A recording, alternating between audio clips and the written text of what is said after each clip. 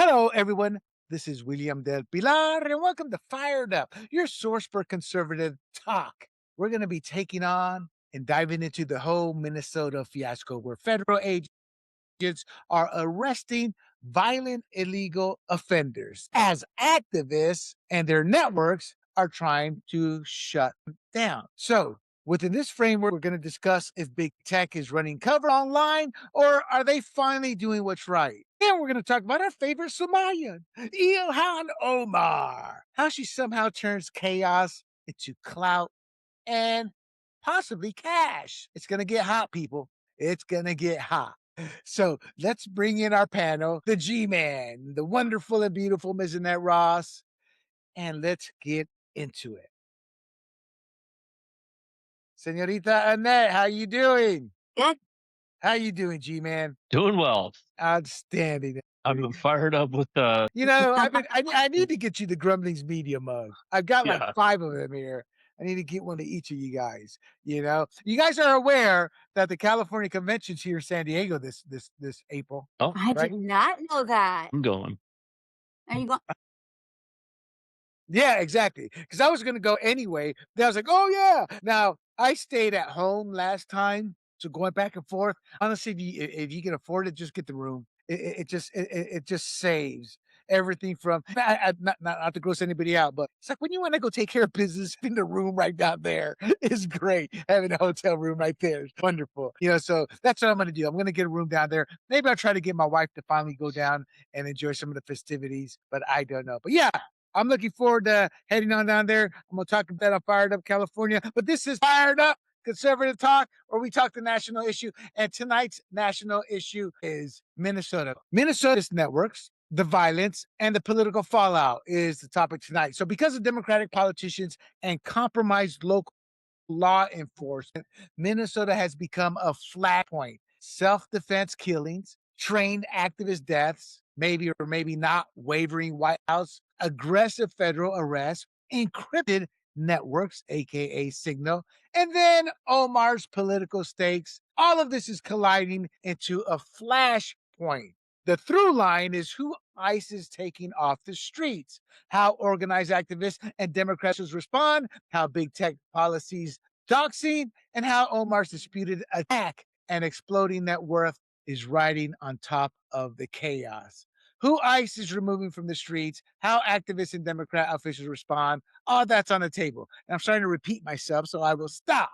So, where we stand right now, look, Trump is warned of the biggest betrayal since Bush if he de escalates what's happening right now, because he's to de-escalate. And what am I referring to? Well, Bush refers to George W. Bush, and the betrayal is his push for immigration reform that hardliners saw as amnesty. And that was when Marco Rubio lost all support from conservatives with the Gang of Eight bill. You guys remember that?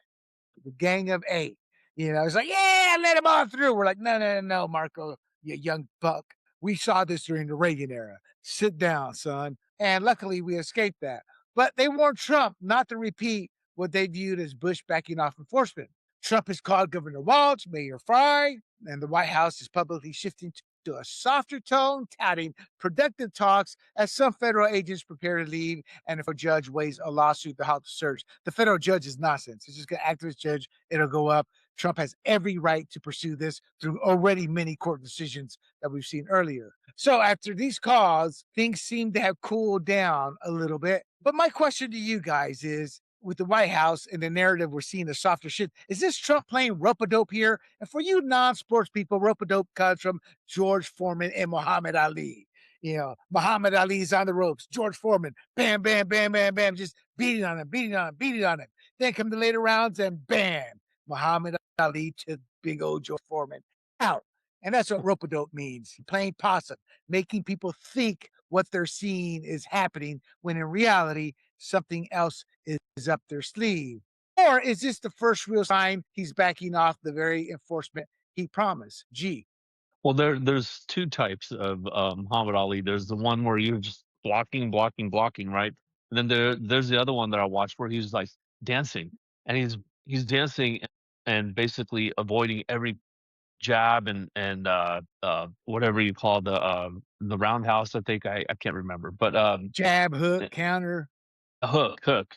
So I think this is more of a block, right? I think there is a sense of like, okay, this is bad publicity. Trump knows media. Trump knows TV. He knows how this looks, and I think he's just trying to ride it out, right? Like, okay, let's try to get past this. Look, he didn't fire Christy Nome. A lot of Democrats are calling for her ouster. He didn't fire her.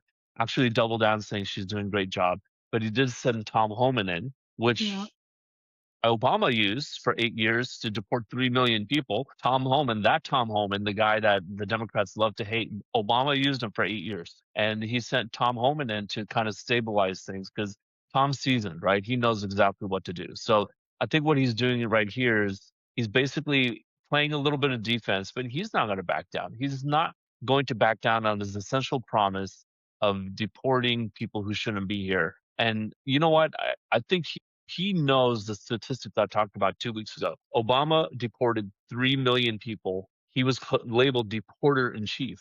And Trump came along Yeah. while Obama was nicknamed deporter in chief and said, I'm going to do more. And Trump is at 1.3 million right now. So he has to double his numbers in order just to reach Obama's numbers in his 8 years. And Trump's got Right. 3 years left to do it. So Trump's not going to let that go. And he's not going to say, okay, never mind. He ran his first and second campaign on immigration. He's going to see to completion. So what you're saying is he just wants to bring the fire, douse the fire a little bit. Annette, your Yes. thoughts? Well, God brought order out of chaos, right? So I think Minnesota needs a little bit of God right now. I think Yeah, but we don't need exactly a flood. no floods. But I think what you said is true. I think I don't know if either one of you heard Tom Homan this morning giving his press conference. Yep. No, I didn't watch it. It was really good. And I think it's exactly what you just said, William. I think he's just trying to everyone take a breath. We're having conversation now, and we don't see eye to eye, and that's okay. Like he was saying, that he's talking to the governor, he's talking to the mayor. They're not all on the same page yet, but they're talking. And I think it's sort of, and then he sort of reframed what they're there for, what they're trying to do. That Trump was charged with getting these illegals out of the country. He sort of reframed everything, reminded everybody why they're there. It's sort of, I thought he had a really great approach, and I thought that it seemed like there were some steps in the right direction after Right. listening to that. Right. Okay. So the ICE operations in Minnesota, these are not just sweeps of, you cross the border. So they're targeting kidnappers, Mhm. robbers, child abusers, drug dealers, and even serial drunk drivers. All of these people have multiple prior deportations and they all longstanding removal orders. Now, Homeland Security, the officials describe these as the worst of the worst criminal illegal aliens. We call those Democrats in California for the audience. I cracked myself. Anyway, leaders refuse to cooperate. Even Mayor Fight, he had to throw 2 cents. Well, when I spoke to President Trump, the big man that I am, here's what I said. And then, spewed nonsense. You're going to do this, you're going to do that.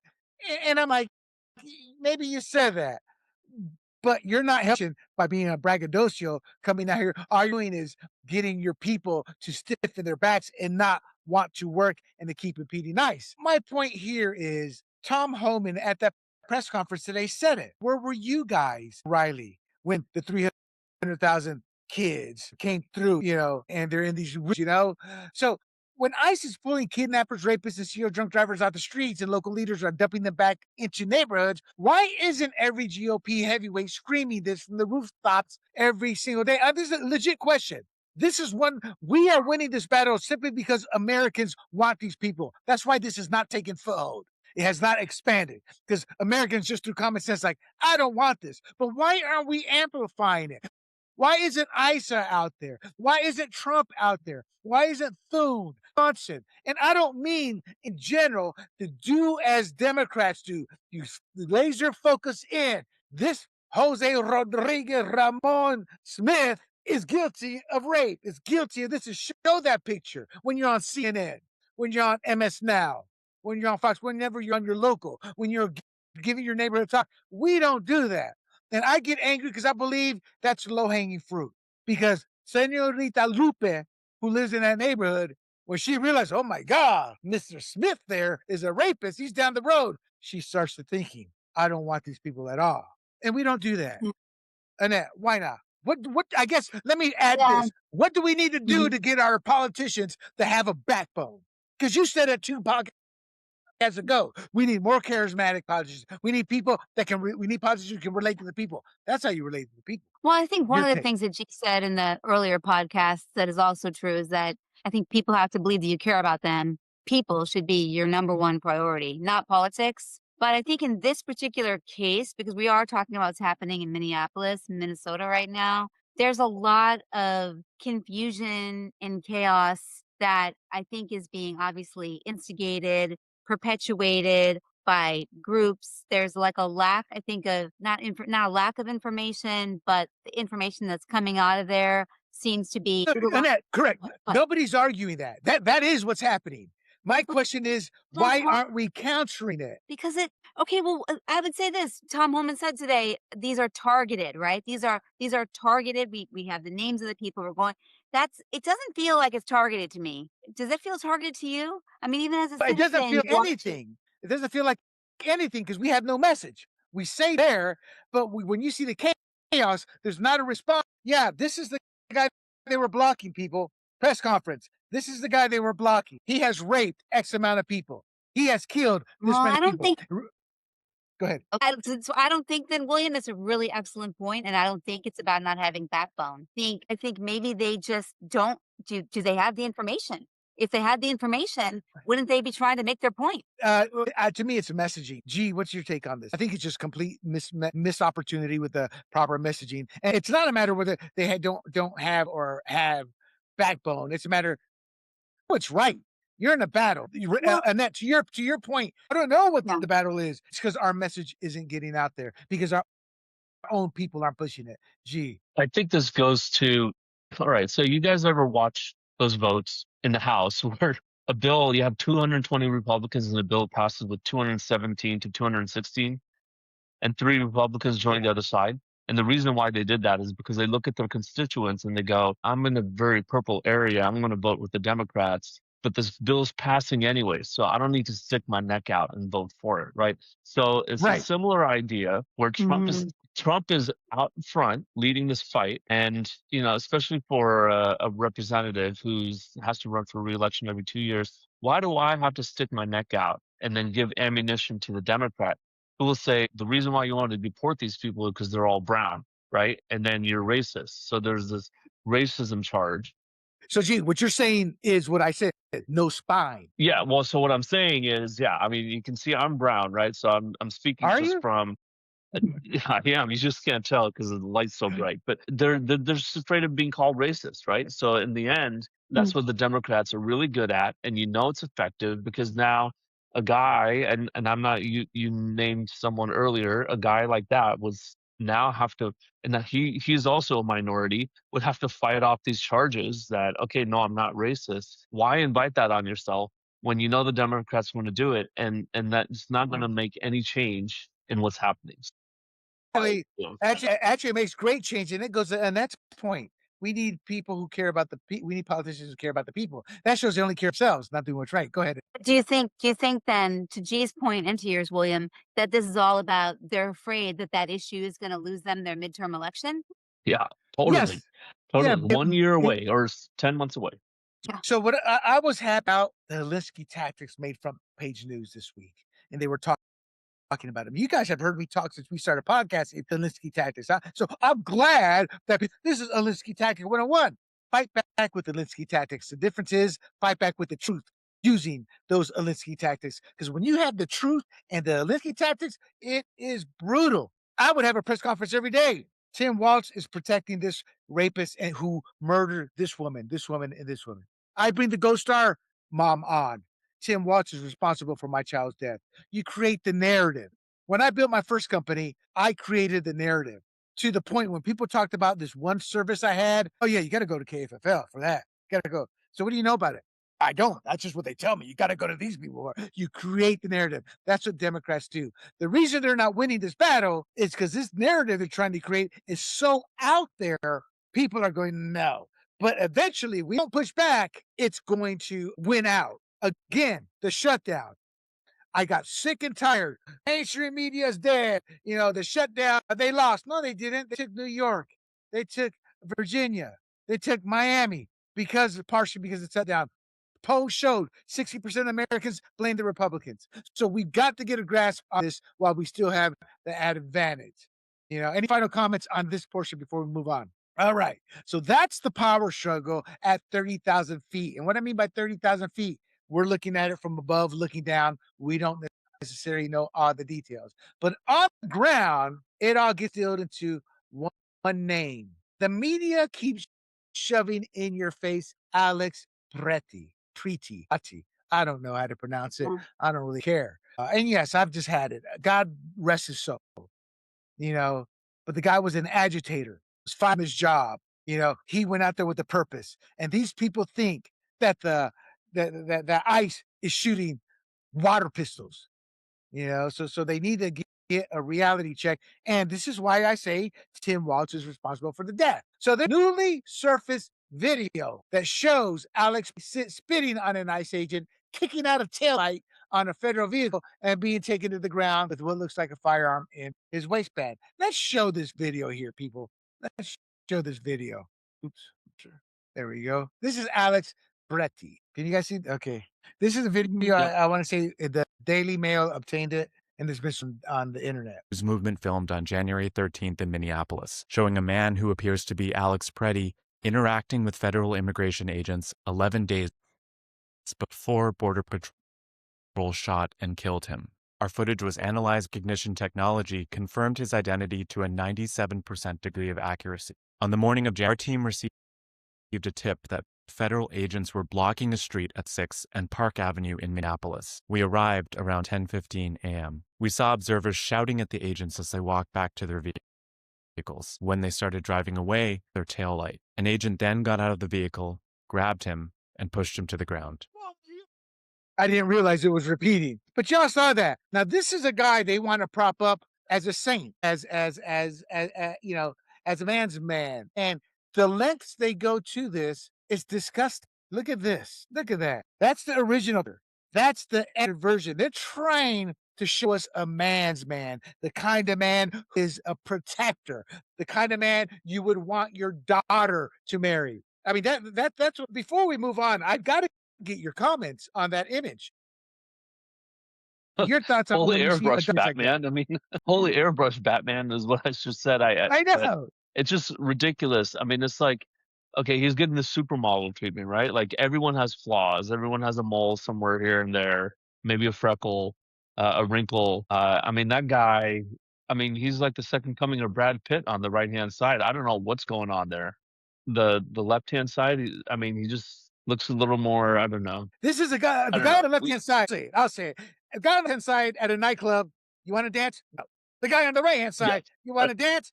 Would they do exactly. this, Pat? Why would You the said it. media? Because of the narrative, because they want to evoke sympathy for him, because they're telling a story, and that story is much more compelling with a better looking guy. Just No, you're I'm right. sorry that it's so superficial that works, but it actually does work.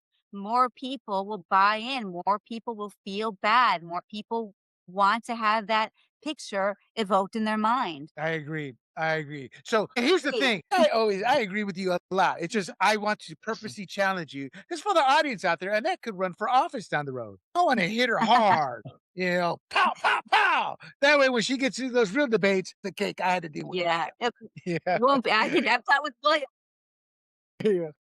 You have, but you raised a really frustrating point because they've been telling their story, they've been changing the narrative, they've been creating something as it's going and taking out the parts that they think will not evoke the sympathy card that he's been instigating, all the things he's been doing. However, they have one big thing in their favor. He's dead. That's a hard thing to Which is get what around. they want. And see, I don't think it's you're right. That's a massive deal. But because I think, and I didn't say this earlier, and I meant you, but social media is a godsend. Elon Musk is a godsend because, first of all, social media is not what the real Americans think. And Americans who aren't watching this, I just want to be reported. But where are they going? They're going, well, let me check Facebook on this video. So when they're going to see this video, they're now our side. Look what they're saying. They're saying the only people who don't see that are the leftists who go to blue sky, or go to their own groups. But that's where we are starting to win the battle. And with the fact that only 60% sway can be happened to the mainstream media approximately, that bodes well for us. They want another dead person. Renee Good. These two, they want, I hate to say it, they want a dead black individual. That's what they want. As a former liberal, I know this. Now, that elicits emotions from a different culture. The white suburban lady, the white boomers can only take it so far. Why? Because we mock them now. Yeah, did you see that crowd? Do you see a black or Latino there? No. What's the average age? I don't know, 65. No, that's too young, 75. So, and we're starting to mock that. So they're happy he's dead. Isn't that terrible? When a political party pushes and promotes all this violence, Charlie Kirk, the guy who went after Kavanaugh, remember? We're not going to give him Secret Service protection. No. He doesn't need it. Guy goes after him. The shooting on the football fields. This is why I got in an argument with Big John's lackey. Remember? Oh, it's both sides. No, it's not both sides. It's one side. And so they're okay with him. Now, this guy was described as a Virginia ICE or a VA ICU nurse, lawful gun owner with a carry permit. And that's his right to get sick. These people hurt our own cause. Well, he should have brought a gun. No, he can bring a gun. But is it Voltaire? With great power comes great responsibility. And he didn't exercise that responsibility. He went looking for a fight with a gun. A gun, for all intents and purposes, even the founding fathers, is a defensive weapon. It's ours to have to keep tyranny from running to defend ourselves. I mean, that in essence is what the Constitution really is saying. You need your guns to defend the country against tyranny. This guy went into this looking for a fight. And when you have a gun and you're looking to pick a fight and you get violent, that's like, putting gas to, or whatever the analogy there is, So he has no criminal record. However, they try to portray him as this saint. Oh, he's a nurse. They got pictures of him helping somebody to rehab. He was fired for being a weirdo, or he quit. And then he hooked up with some kind of activism. So this guy was brainwashed. He was full of hate, my opinion, not your guy. Put that on you guys. My opinion, he was brainwashed. His family said that he had recently gotten involved with an anti-ICE training group, immersing himself in activism after losing, so he was let go, his hospital job, and becoming increasingly consumed with confronting federal immigration officers. Translation, he was looking to push back, and in this case, violently, as we saw with the video. Now, his parents say they warned him about the people he was getting involved with and urged him not to go down that path, but believe he became radicalized by the circles and tactics he was exposed to. Isn't this the same story we heard with Charlie Kirk's assassin? Exact same. So the commentators argue that he should have been arrested. Now, after he's dead, as a talking, well, why didn't ICE arrest him? Does it really matter if ICE would have arrested him? We're seeing the judges let him go out the very next day. And so now they're claiming, well, they're moving the goalposts. Well, they should have done this. And then a few days later, he is shot dead. Now, the question is, isn't it amazing how fast the script flips with these activists? 1 minute, they're canonized as saints. The next minute, the truth trickles out, and they're not so nice. They're breaking the law. And suddenly, the same people who elevated saying, well, yeah, maybe he should have been taken off the streets, instead of condemning his illegal actions. Well, maybe he would be alive to get violent with ICE. So setting the media spin aside, when you look into Pretti attacking agents on video, his own parents saying he was being radicalized, and then the final encounter where he shot in the street, what does that tell you about how these activist confrontation tactics inevitably change the rules of engagement for law enforcement? What's law enforcement to do? Gee, your take. Yeah, my take is, look, there's victim blaming, like, that happened to her because of what she wore, right? We all agree that that's not kosher, right? And we don't believe in that. But let me give you a different example. If I go stand in the middle of a freeway and then I get hit by a car, well, that's just an unfortunate circumstance. But if I wasn't standing in the middle of the freeway, I wouldn't have gotten hit by that car, right? So there's a chance that maybe nothing would have happened. Look, I chose to stand out in the middle of the freeway. So here's the example. So this guy goes there with a gun, and he had a gun the first time where he's spitting at the ICE officers, and attacking their taillight. So that is a violent tendency. And then there's a second incident where he also goes with a gun, basically going out in the middle of the street. And he didn't brandish the gun, but he was there to disrupt ICE's activities, right? He was trying to block the road and all that. And then in the end, he was trying to help this woman who had, I believe, slipped on the ice or slipped on the curb or whatnot. And here's what I think happened. And again, I don't know, but he was pinned down and one of the guys grabbed his gun, right? Think I Sig don't think you're Sauer, going that's into all the details. it's a Sig Sauer, which is known to go off inadvertently on accident.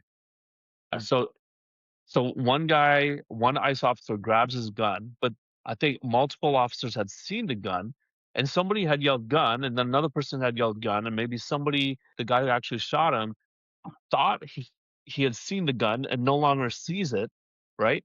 And then says, "Oh my gosh, this guy's pulled his gun," and then all of a sudden starts shooting. So I'm not absolving the ICE officer for just shooting randomly without knowing that there's a threat. But in the end, like you got human emotions in the play there, and you got a dangerous situation where all these guys are armed, and you're going in there with a gun, and you're trying to disrupt them. Look, like if I go in and I go to a police officer and I brandish my gun or I bring one and I say, I got a gun, you guys, I got something to say to you. Well, there might be some bad stuff happening to me just because I put myself in a situation like that I should not have. So again, I wish the guy was alive. Don't wish harm on anybody, and he did not deserve to die. But look, don't put Governor Walz and what's the mayor's name that Fry. yeah, him and then all the other guys. Obama, Clinton, I think Clinton's come out and said resist. Gavin Newsom, all saying go in there and resist and stop the ICE agents. Like, what are we doing here? Why are you putting innocent civilians who have some political agenda in harm's way against federal officials who have a mandate to enforce the law and they are armed and you're telling them go in there with no guns or, I mean, I don't see any of these politicians saying bring weapons, but this guy did bring a gun and you're telling these politicians are telling these people get in their way and stop them from deporting people. Obama, the deporter in chief, look it up, Google it, deporter in chief. Obama saying, get in there, stop ICE from deporting people. What are these guys doing to innocent people? And I know Minnesota was the one state that Reagan did not win in 1984, but still, like, come on. Even in Minnesota, people got to have some sense and go, look, we're not going to resist against federal law enforcement people enforcing the law. This is ridiculous, even if Trump's at the head of it. Like, look, you guys got to play it safe. Go on social media, say whatever you want, free speech and all that. But when you get in there and forcibly stop law enforcement, you're breaking the law and bad things will happen, unfortunately. Right. Annette. Sorry that my am I still am I a little am I instability in the internet tonight? So I don't know what's going on, but I want to speak to the sociological problem here because Scott Galloway talks about this a lot. You have an entire group of men that are disenfranchised, and I think that they're ripe for the picking. A lot of them aren't going to college. A lot of them are not dating. A lot of them are feeling like passed out of society and don't really know how to find meaning and purpose in their lives.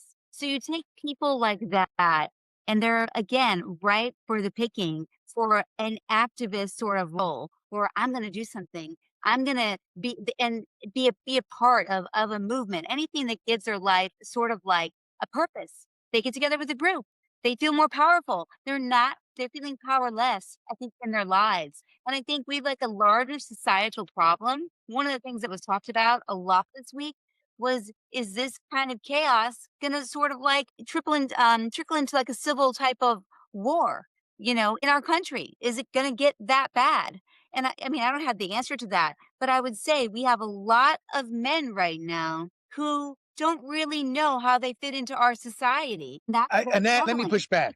Let me push back here Sorry. because you're right. What you said is absolutely true, but not in this case. In this Okay. case, it's indoctrination because most of those people out there are white suburban women, young women, college women. It's both sides. You are absolutely right in men not having a role and needing to feel needed. So that's part of it. But this is to me more indoctrination. than anything else. More brainwashing. This guy went to an activist training center. Renee Good went to an activist training center. These training centers know eventually somebody's going to get killed. They don't care because it serves their cause. So real quick, Why guys, does the men, they feel like they're serving a cause. The women, they feel like they're serving the cause. This is what G's turning into a white man ghost over there with those lights. This is what my here's my friends in Panama and some of my black friends in North Carolina said. They say that's a first world problem or stupid white people problems. We create issues to put ourselves in virtuous positions. And this is part of the brainwashing. Oh, these poor, oh, Pedro, aren't those some nice tattoos he has? It's all tatted up with gang colors, So they look at it from this outlandish point of view. But real quick, to G's point on the gun, this is what bugs me about civilians. Not you directly, G, but here's the truth in terms of the gun. Once a cop sees a gun, they're going to go after it. Why? Because studies have been done, interviews have been done to train officers. Most cop deaths from these types of incidents happen because the bad guy's able to get to the gun in their waistband before the cop can get to it. So once they hear gun, they're looking for the gun to take the gun. Whether that guy intends to use it or not is besides the point. The guy's already in a violent altercation.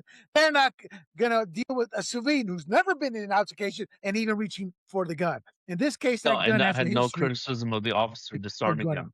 I had no criticism of the officer no. disarming him. I'm just saying Got the you. reality is the other officer didn't realize the first officer disarmed him, and I think that officer heard gun, gun, gun, and then didn't know what that really meant. Maybe he thought the suspect on the ground had pulled his gun and was getting ready to shoot it. So maybe there was a misunderstanding. But what the left is going out there on Twitter and all that saying, oh, well, ICE is going out there in murderous roving murderous gangs exterminating people on the street. That's absurd. I mean, obviously in the video you see that there must have been some major misunderstanding because at There some was no point, misunderstanding. He was violent. That brings me to the other part. I started to cut you off, but the reason all this happened is why certain men say women do not belong in combat. As soon as that girl trip was pushed down, or she was pushed down, he had to be the hero to go protect the woman. I'm here. I'm super ready. Woo! Blah, blah, blah, blah. Get shot. That's a male instinct, and it got him killed. Why do you think I no, say you stupid white I, suburban I women? Stop helping me. I'll push But back on you on that that's how it because started. that well, what you see in the beginning is he's in the middle of the street blocking ICE officers, and Yes, ICE but was that's trying not to when get he through reacted. so they could do their job. That's what No, happened. that was It wasn't part of because it. he No, helped a woman. the incident that got him killed was when the girl fell and he went to her, and that started the kerfuffle. You're conflating two different videos, and that's what started. No, it's the same video. It's just 20 seconds apart. Yes, you're right. He went to go help the woman, but ICE was already out of their vehicles telling these guys, stop getting in our way, and then just had enough. And they were pissed No, off but and they that's were my going to point. okay. That's my point. Yeah. He instinctively went to go defend the woman when his ass should have stayed on the sideline. And my point Right. is Yeah. that on the side note, that's why a lot of men don't want women in combat because they feel But men will get yeah, killed. I guess we're talking two different things here, but Right, he right. wasn't on the sideline. He was in the middle of the street, stopping ICE from going through. That's what I saw. And then that woman fell, and then he went over there to help her. But then these ICE agents, they weren't tackling him because he was doing something to the woman. They were pissed off that he was in the middle of the street, stopping them from doing their Right, job, right. They were and still they in were the getting right. out They were saying, still "Stop right. Yeah, this!" Yeah. yeah. And that you had your little finger raised there like a No, nice little because schoolgirl. you're right about one thing, William. I mean, you're right about a lot of things, but one thing that you're really right about is our inability to take back control of this narrative, especially regarding Alex, is going to lose us the midterms, I think. I mean, there's still a lot of time, but I would say that I think that could be another reason why Trump is really being aggressive on a lot of different fronts, is he's very concerned about that as well. And you imagine how much it will change if and when that happens. But we're not taking control, not taking back the narrative. And there's not a lot of rebuttals.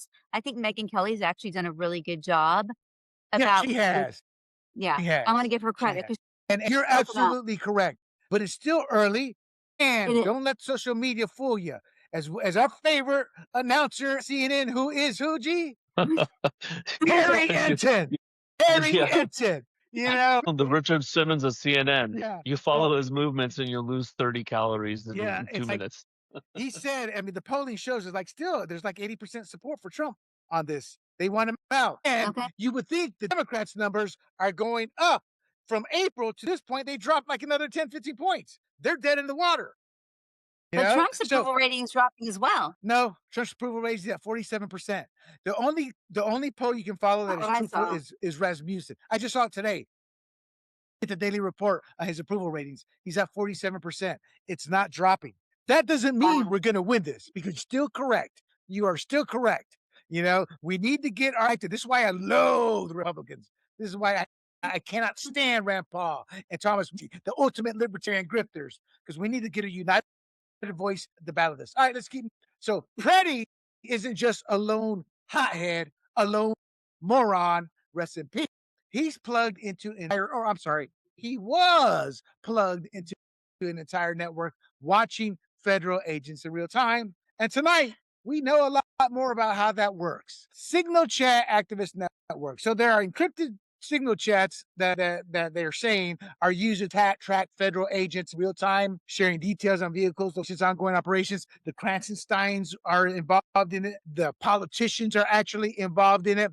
This was, again, citizen journalists is one who exposes this. Kash Patel, who I think is doing a phenomenal job despite the MAGA black pillars who look to make a buck off every click. He's doing a great job. He started an FBI investigation into this once it came out. And talking about screenshots that have become public. There's already messaging. We can't use these signal chats like we're using them anymore. So there's something there. So top Minnesota Democrats are portrayed as encouraging the aggressive resistance. Now they're calling federal agents police and they're amplifying the block and disrupt tactics. Real quick, I'm going to digress. I heard it the other day. Everybody puts the what if scenario. If you could go back into time in World War II, would you kill Hitler? Oh, yeah. Oh, yeah. Now, if Trump's being called Hitler, if they're being called Gestapo, and people have that thought process, these violent acts are inevitable. All right, so legal voices are warning that subordination contributes to serious harm or death. Participants, including political figures, could face serious conspiracy exposure. This is they could get arrested for. So maybe this rope-a-dope that Trump is playing maybe has a little bit to do with this. I'm purely speculating. I have no clue. Maybe they're going to start digging into this. So my question / comment to you guys, we'll start with Annette here before she gets bounced out. Isn't this the playbook? Use encrypted chats and block and disrupt tactics to spark a Minneapolis style flashpoint. Why? To manufacture another George Floyd moment, to ignite riots around the country. And then the Democrats, as they did with Biden, they ride in as the saviors. That's the first part of it. Now, what's your take on that, Annette? Yes. My thought process. Yes. I mean, and Tim Walz, the leaders have just everything to gain. It's all upside for them to do this. I agree. And what was the part 2 of that? It's just really. Let's get G's take first on that part. Yeah. G, what's your take? So I mean, I was am on I looking at it wrong? I looked at I was on Netflix yesterday and I saw 1123 or 2263 was on, which is a Stephen King novel. Yeah. I haven't seen it. It came out 10 years ago. It's on Hulu. Got on Netflix. It just came out, and they're trying to stop the assassination of JFK. And so what you see in this dramatization, but I think there's a lot of truth to it in real life. A guy named George Morgenchild, and he was taking Oswald to these different things and really riling him up, saying, "Do you see this guy? He's a right-wing fascist."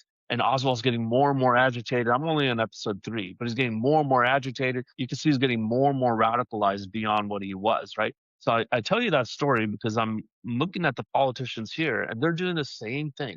They did the same thing with Good. She moved from, I think it was Colorado, and then she became this really activist woman over in Minneapolis. Now you look at Alex Pretti, and it's happening, right? I mean, so we were talking about Good a few weeks ago, and we're like, did she really try to ram the agent with her car? Well, her wife wasn't even in the car. Her wife was still out of the car saying, "Okay, let's go. And the door was open. She took off without her wife and tried to ram the agent, right? Actually, still don't know. But you're getting these people who I got where is it? My TDS meter. That's a meter. I got it on Amazon. It tests salt water, right? I don't know why it's called TDS though. But you got people whose TDS meter is way up here, exploding off the top, and you got politicians saying, "Do this. Get in the way of armed ICE agents who are." They're not saying this part of it, but they're legally bound to enforce the law. But they're saying, "Get in their way and do stuff." Well, in the end, they must know it's going to end in bloodshed. The ones with Exactly. the ones with guns are going to do the bloodshed, probably in self-defense, and that's exactly what we see what's happening right now. And do you see the Right. politicians caring? No, they're Nope. on the Democrat side. They're not saying, "Hey guys, don't get in their way, back off." They're not saying peaceful. They're not saying Martin Luther King, right? Let's do the non-violent resistance. No, they're saying get in their face and get in the way. Here's where they are, and get in there. You guys show up in force, and they can't stop you as a mass. Well, no, actually they can. I mean, you see what's happened here. Can I say with 100% certainty that's their intent? No, I can't say that, but I can sure go, these politicians are pretty stupid when they're putting innocent civilians in harm's way to fulfill their political objective. And I can Right. only Right. think that they're just using these people like Oswald. Right. Oh, yeah. Exactly. And for the audience, it's the movie. The series is 11/22/63. It's an 8 episode. I said Hulu because that was Hulu's big kickoff of their original programming years ago. This is years old. And now it's on Yeah, now it's Netflix. on And Netflix. it's with James Franco, who is a great actor who was Me Too'd, and he's trying to come back. So the second part of the question, real quick, let's make it 30 seconds here. Time limit here. If a big chunk of the country still wants criminal illegals deported and all of these tactics, which is what we've seen happen, is this strategy actually backfiring as more truth about these networks and cases come out? And when I mean backfiring, the Democrats, they can't gain traction on this. This is not relevant to the Republicans fumbling the ball on their messaging, but the fact that they can't gain traction. Isn't this because, 30 seconds, and we'll go to that. Yeah, political memory is short. I mean, people don't remember what happened 2 months ago. Do you remember the big story in November? No, it's been overcome by events. OBE is what they say. So I will say no. 2 months from now, people are not going to remember. Right. And before Annette, I get to you real quick on Renee Good. I was angry that she allowed herself to be put in that position because she's a mother. It turns out she lost her kid because the not legal wife, they just call each other wife, they're not legally married, lost it because of alleged burning the kid with cigarette burns. What kind of women are those? You know, that's disgusting. So for the audience out there, I'm like, I'm not happy she's dead, but I'm like, thank God the grandparent came down to take the kids. There, I would never want the kids left alone with her living a lover there. All right. So Annette, the question is kind of what we kind of discussed. Can't gain any traction. Is this because people want the deportations and don't believe the narratives are creating? I mean, I disagree with G only a little bit. I do think that the political memory is short. I think like, it is, but because of the death, because there was both of those, I mean, that's going to be something that's going to be talked about and it might be remembered a little bit longer. I don't, you know what, William? I think what's bothering me about what's happening is there's obviously, and you said it's indoctrination, and maybe you're right, but I almost think that there's a lot of, to varying degrees, mental illness in our society. Maybe we need to talk about that. I mean, we joke about, TDS, Trump derangement syndrome, but there are people who are really fixated on him on a daily basis and what he's doing and what's happening in our society. And they've got stories in their head now and it's not all real, but there is enough things for them to hold on to.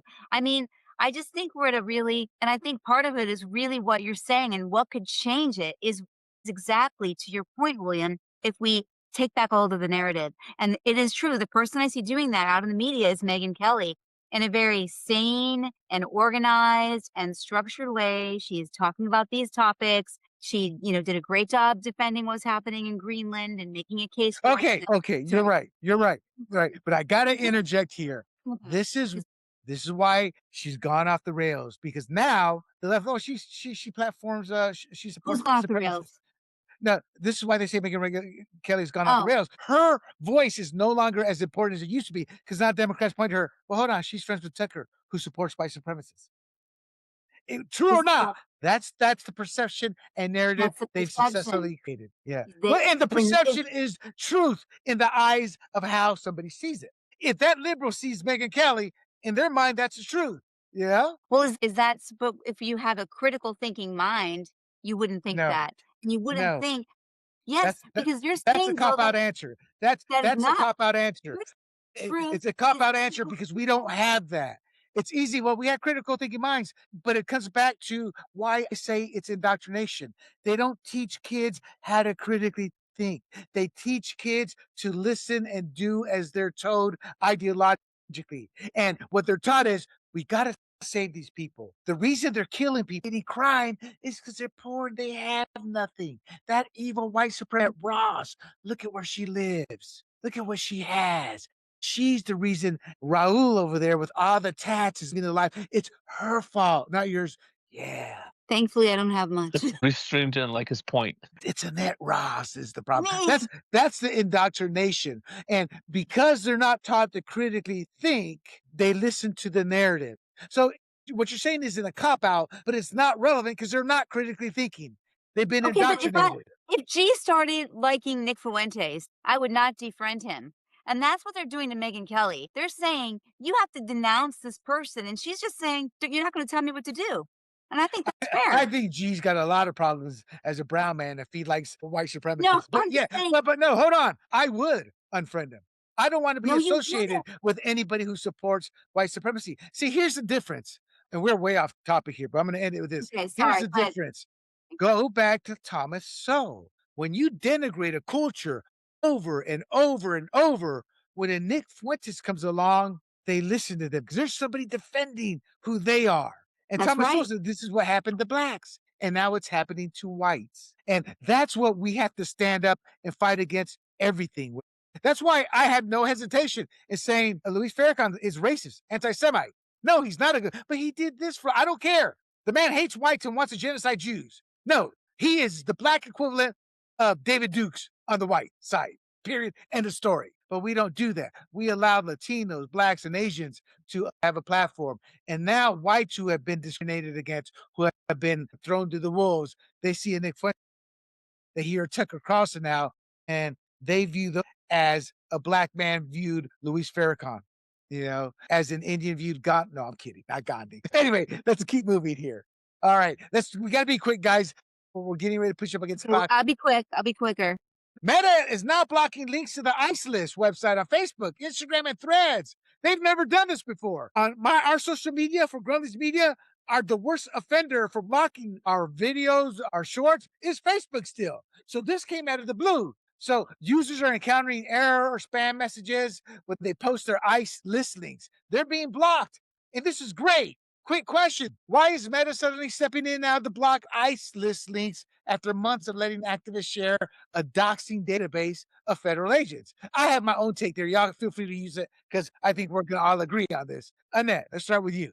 I have no idea all of a sudden why they would change.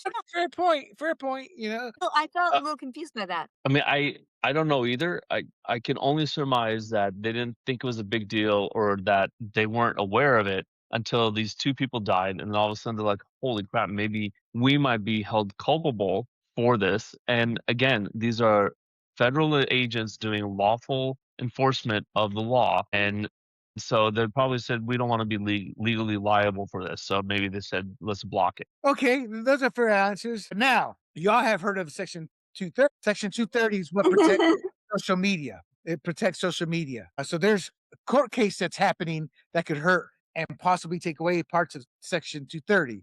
And Congress actually has a couple bills, and Democrats, depending how and Democrats and Republicans hate Section 230. This is most likely Meta protecting themselves, not ICE, because now they can sit there and say that they're enforcing anti-doxing and safety policies for employees of federal agency. And this may shield them from legal and PR exposure. If an agent gets targeted or named or harmed because of the list that got through on Facebook somehow, and it also signals the regulators and advertisers that they're not hosting databases as more advertisers stop being scared and go back to Fox and conservative sites to advertise. That to me, and my point to you guys real quick is remember how we would talk about, Mark Zuckerberg's turned around. And remember, Annette, you said and G said, yeah, he's doing it to protect himself because he doesn't want Trump all over him. This is an extension of that, is how I see it. because they're not nice people. Board is still mostly made up of liberals. Zuckerberg goes for the win. He's on his knees for the Democrats. He's on his knees for the Republicans, and he's scared to fight Elon Musk. I mean, let's be honest. What's that show us? He is. He's a duck with a C in the front. All right. So while one side is tracking agents in encrypted chats, the signal chats that have been now discovered and the feds are working on, the other side is getting scrubbed off social media. That's our side. You have to ask, not our side, it's their side. Who's actually showing up on the streets for these operations? Which brings us to the anti-ICE activists and crypto records. Activists targeted the Spring Hill Suites in Maple Grove. That was a few days ago. They thought the feds were in those hotels, and the situation escalated when property damage, objects grown, and it became an anti-ICE riot. 26 people were ultimately arrested. Anti-ICE activists arrested at the Maple Grove Hotel protest. Significant criminal histories. It wasn't Raul. It wasn't Jose. It was Karen. It was Lou. It was Kareem. It was Americans. Now, why did this happen? The good thing here is that they had records of theft, property crimes, rapists, assaulters. I mean, they were all in there. The police stress that people committing crimes are not protected in the First Amendment because they're not. You can peacefully protest, not violently. Violently is illegal. So my question to you two, why did police finally draw a hard line at Maple Grove? Is the tide turning again? I keep coming back to that point. It seems like this tide may be turning. With law enforcement and even some Democrats realizing that protesting violent repeat offender protesters is no longer a hill they're willing to die on. I don't agree with the latter, but I think maybe the tide's turning and some cops may be realizing we got to take action. That's a business we got to protect. Gee. Yeah, I mean, you don't want riots to happen. And honestly, like, I think the law enforcement in that area, okay, so it would be better to let the riot happen so you can kind of show what kind of people these are, right? So and that's kind of the way the Democrats think. Let the ICE agents kill people on our side so we can make a thing of it. But you see here, law enforcement's like, no, we're not going to play that game. We just want to stop violent things from happening, and that's it. Keep the peace and not allow destruction of property or people to get hurt. So, I mean, they're playing the honorable routes. Is the tide turning? I'm not completely sure about that, but we'll see. We'll see as memory fades and there's not more people getting hurt on either side. I think memories will fade and bigger things will occur this year that, that are more important than this. Boy, G has no respect for American people. This is, I'm going to forget about this next week. I'm kidding. I'm just telling you, like, something big will come up. I agree with you. I agree with you. Think about what happened last September. No one could tell me what the big news is back then. Maybe we'll go to Iran and we'll all be dust. Okay. You've been listening to Tucker again, haven't you? Okay. No. Okay. So, Annette, is it possible that the police showed up because it wasn't ICE agents? It was a hotel, a business, and innocent people? Yeah. I have a question about that because I've been thinking about these protesters and I wanted to ask you and G. I know how I've read a little bit about how they're being organized. Are they being paid? Some of these are. Yes, they have found newspaper ads, coming. I mean, they're that blatant. We need a protester. And this goes back years. That's how blatant the left has. But in this particular, I don't know. Minneapolis ever even come back from what happened with George Floyd? No, I don't think they ever did. And when you read, and I've seen a documentary about that, they really haven't. As a matter of fact, the city has been like a shell of its former self. Maple Grove. I'm back to today, of course, but I think it's sort of related. They were already in a bad position. So I think that it's sort of like a city that's up in arms at the moment. What are you saying about the hotel? Is the tide turning? Well, I think there was progress made today with Tom Homan when he said, we're going to have law enforcement now coming in, right? They weren't responding to ICE. They weren't helping out, and now they're going to be. So I think, is that what you mean? Well, no, I think what I'm trying to say is, first of all, I think this is a teetering point. We don't know where it's going to go, but it's not going the way the Democrats, but it's not going the way the Republicans. We're at a teetering point because the Democrats have failed, but have they given up? We don't know. As far as this incident, I think is because it wasn't ICE agents. They were attacking a hotel. Possibly innocent people could be hurt. It was Minneapolis with the woke police chief. And specifically to your point, Annette, no, it's not a town that has never recovered. It's a mayor and a governor who continually encourages this. That's true. They do encourage it. If they had governors who cared, mayor who cared, that city could have rebuilt itself already. But instead, instead, what do we get? Billions given to Somalians. Oh, Somalians. No, that's what the data shows. It's not going to rebuild a community. Well, It's look at not the going to help governor. those What in did he need. say today? He's retiring from politics. Governor Thank Tim God. Walz, who was going to Thank run for God. president, and he And isn't realized his comments about Anne Frank bizarre? He's just a bizarre dude. This is a guy who was at Tiananmen Square, so he probably has PTSD. Of course, I'm being sarcastic. He was never there, despite saying he was there. This is a guy who, when he's making love to his wife says, "Come here, Tim," because the man has no cojones.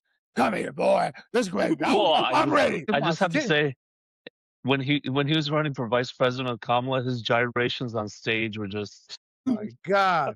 I'm sorry. I apologize. He is a duck with a C, if y'all can figure that one out. I mean, that's what he is. turn the page. And real quick, Tim Walz was the guy who was supposed to connect with the man's man. That was their representation of the Midwestern man's man, Tim Walz. Right. What's that in the Democratic Party? I mean, come on. There's really Michelle Obama was more masculine than Obama. I mean, what's that the Democrat Party's doing? Turn the page, G. Let's turn the page. All right. So let's close this out. We'll talk Does about. Annette get that reference? Turn the page. Do you get that reference? I don't know if I get it. What is it? Explain Tim it. Walz's wife at a rally. She's like, "Turn the page. Turn the page. Say it with me. Turn the page." Okay, let's do this in 5 minutes. 5 to 7 minutes. Final topic here. Ilhan Omar. So let us look at Señorita Ilhan Omar. Alrighty. And we know that Hollywood supports the Democrat Party. So I think there's probably a tie-in here. I don't know. No, I don't know. Right after that, she went to her campaign manager or her brother, if he's still around, her ex-husband, her brother, and said, how's my acting in that one? So the Democrats had completely lost the media. She was supposedly attacked by a guy who, when he walked up to her, was walking backwards into the arms of the security guard, who threw apple cider poison on her, and they completely lost the narrative. We don't care. As somebody who's a marketer, I don't care what the truth is anymore. The guy's a nut job. We won't go into his identity or anything of that sort, but he's a nut job. He's out there. However, people are saying this stage. His name is Anthony Kazmerjak. He was identified as the man who gave her a needle shot squirt with the of apple cider. That great poison apple cider that I drink daily for my digestion. He's reported to have shouted critical remarks. Ilhan did not act at all like G and Annette. G and myself, our reaction would have been different. Yours, you would have probably had that wheelchair moving back, and I'm out of here. She's just standing there. Oh, what's that? Oh, so my point being is she didn't act. No, I'll give my response here, but that she actually pushed him, and then she went back. That's not how people act. They're a culprit who's backing away into the arms of security. That's not how the normal person is going to react, and that's my whole point of why it's stands. Again, so to be factual, apple cider vinegar mix. AKA brag apple cider, frame by frame media breakdown argues the assault was likely staged or manipulated, citing the timing, the reactions. I mean, as she's talking, right before he comes up, she looks at him. She didn't wink. That just means I was there. And then he comes up at her. And he didn't rush her. Again, he backed away from her. And then it's obviously harmless, the liquid, the choreography. So my point to you guys is they lost this narrative. And these stupid Republicans, who come out, just shut up and wait for the facts before you open your mouths, because you look like morons apologizing because you play into the Democrat hands. They never apologize on our side. So shut up and let's get tactical. Come on, people. But they lost this narrative. The reason that's important is they were hoping with the death of Renee Good, the AKA the fired nurse Anthony Pretti, cigarette burn Renee Good, this Anthony Pretti. Now you got Oscar-winning performance by Ilhan Omar. These have all been kind of lambasted and they lost the narrative. This one never got off the ground. This is what I'm talking about. We control the narrative. Fake, fake, fake. It was consumed everywhere. And even the major networks did not stay on this story so long. Right. So my question is, given the vinegar, the choreography, and how fast the media locked into the storyline for the first couple of minutes before backtracking, I believe that the media and everybody, whether they believed it or not, realized we lost the narrative on this. So my question to you is, do you, and please push back. I mean, don't agree with me because I can be forceful, but if you guys think it was a legit attack, let us chance. And what else? Floor is yours. We'll start with Annette. I feel like this kind of incident actually, because I sort of thought it was staged as well, gives me a little bit of hope because they must be feeling really desperate. There's a bit of desperation in this, and that's what I'm sensing in all of it. They had to put on a production, put on a show, continue with the victimization of their leaders. And because it felt like it was choreographed in some way, I'm like, wow, they're desperate. Maybe I've got it wrong. Maybe people are waking up and maybe they are happy that some of the, what's happening with ICE is, maybe it's not as bad as I'm starting to worry that it is. It was a Gee. positive for me. I hate to be mean, but So you and I agree. yeah, I thought it was choreographed. Yeah. All right. It felt like it to me. All right. So I want to believe it was choreographed. And there's evidence that it could be choreographed. A person who's sprayed with a liquid, what would you think if you're sprayed? What would you think you were sprayed with? Most, I don't know most, but a lot of people, at least in the other side of the world, and it happens in the UK, you spray with acid and you Yep, that's scar right. and deface the person, right? So if I was sprayed with a liquid, I would be thinking, this guy just sprayed me with acid. So my first instinct wouldn't be to go and push the guy and then tell him Right. off and then back off and go, oh, I wonder what this is, right? My first instinct would be, oh my gosh, give me a napkin, let me rub this off, get this, like. Yeah. My So reaction. I Yeah, get it. so you can't fake a real reaction, right? Like, so that means she knew that this was harmless, right? I can't put it eloquently, but she must have known it was harmless. Otherwise, she would have had a different reaction of this is about Seems to that way. Yeah. harm me and deface me, send me to the emergency room. This could be anthrax. This could be cyanide. It could be no. She was like, well, let me go push this guy and tell him off, right? So that leads me to think it's choreographed. The thing that makes me pause, and this will come out in the next few days. The perpetrator's brother describes him as a right wing crazy guy, and so if that's Correct. true, then that's true. If he's let off or he just pleads guilty and they're like, oh, okay, we spent 5 days in jail, then I know it was choreographed, right? But if this Right, guy right, goes to right. jail for 10 years, then that's like, okay, wait a minute. I don't think it was choreographed. Why would he risk 10 years in jail just because she said, do this? Right. Right, right. Well, here's the problem is they told us that Charlie's killer was a right winger, and who else after Charlie they said was a right winger, and neither one of those individuals were right wingers. So he may or may not be, but what we do know is he's a nut job. So Ilhan Omar, likely stage event to cover for possibly shady dealings. So while they're selling that moment to the country as proof she's under siege, Ilhan under siege tonight at 11.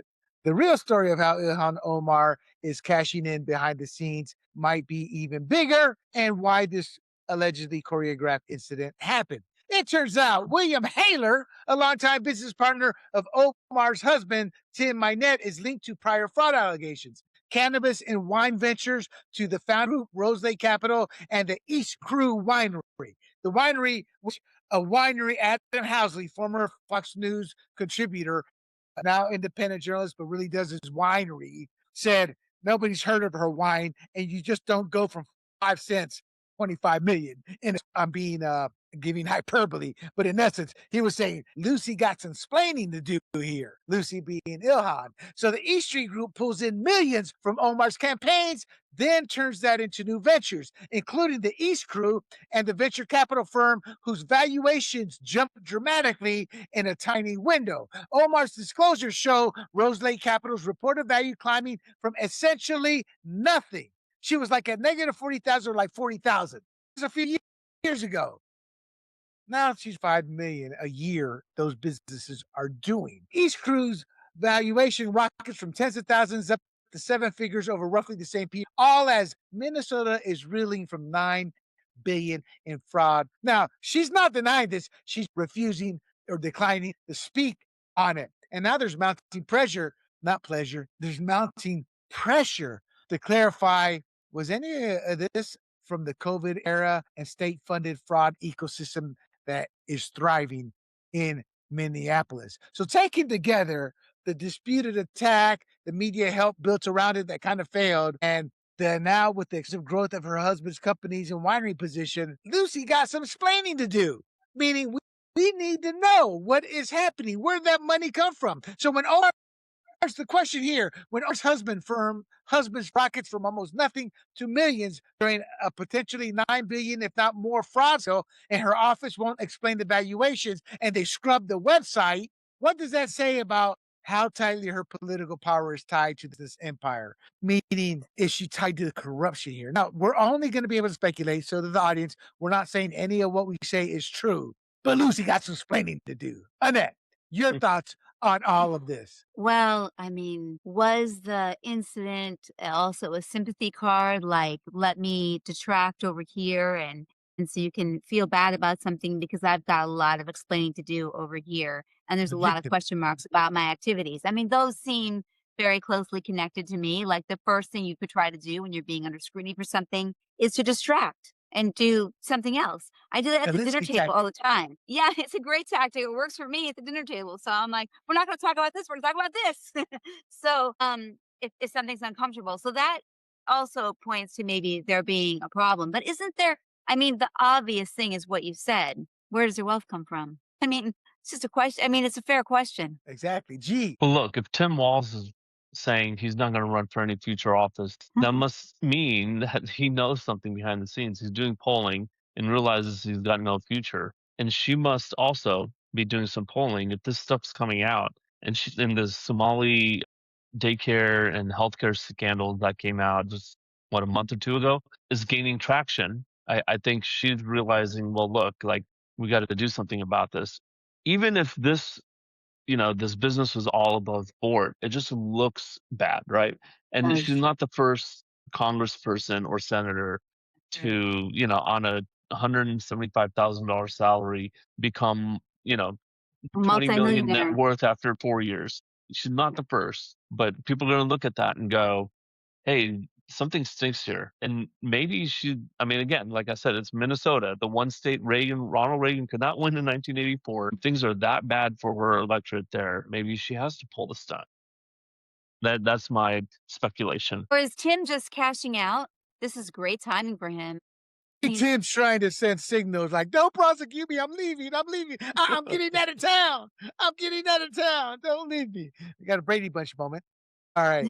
So when you add it up, the And, criminals in the and that streets, the chats on their phones, the agents in the crosshair, Omar's balance sheet, you're not looking at random chaos anymore. You're looking at a model. Right now, this is a model of failure.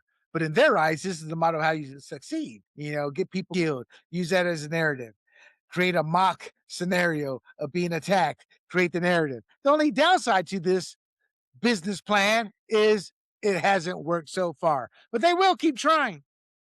They will keep trying. So let's close this out. This stack of stories that we've given tonight, it's one big story with so many tales interwoven. This could be James Franco's comeback story. James Franco as Tom Homan. What's that? Seriously. I'm trying to, as we're talking, trying to think who could be Ilhan Omar. But real quick, before I close this out, this could be a domino effect because there have been questions raised about AOC's Ilhan falls. Who from I the was gonna say squad the would be same thing. next? Mhm. So a White House right now is battling the progressive mainstream media to create a false narrative of poor, saintly victims to federal agents targeting serious offenders, thus creating the battle. You have activist networks being discovered as being illegal players in all this. And then you got Democrat officials who could illegally be working with them. All of this is coming to a head. Then you got big tech stepping in on doxing and the member of Congress whose public victimhood, I'm a victim, and private finances are under scrutiny. So investigation is going to continue to signal chats. The hotel riots are going to be investigated as well via the signal chats and other protests, as Annette, you brought up earlier. Who are these people? Where they're coming from? The signal chats could provide us some insight into that. Investigations are going to be done on the officer-involved shootings. Thank God there's so much video. The video makes it pretty obvious. And Omar's business empire will be played out. This will help decide whether immigration enforcement is governed by law and transparency or by political pressure and media-driven storytelling. And that, my friends, is tonight's show. This edition of Fired Up. I am William Del Pilar. Minnesota just showed us the entire playbook. Weaponized activism. Mainstream media trying to force the White House to back down, Pilgrim. Big tech censorship. Politicians getting rich off the chaos. The only question now is whether we expose it and stop it, or let this become the blueprint for America. So for the G-Man and for the beautiful and wonderful Miss Annette Ross, who takes too much of my abuse, stay vigilant, stay informed, and as always, stay fired up. Hey everybody, this is William Del Pilar, founder of Grumblings Media, and I want to say thank you for watching our content. If you want to support our all-volunteer efforts at Grumblings Media, smash the subscribe button right here. 100% free, and please consume and share our great content. Click either one of these two boxes for more of our work.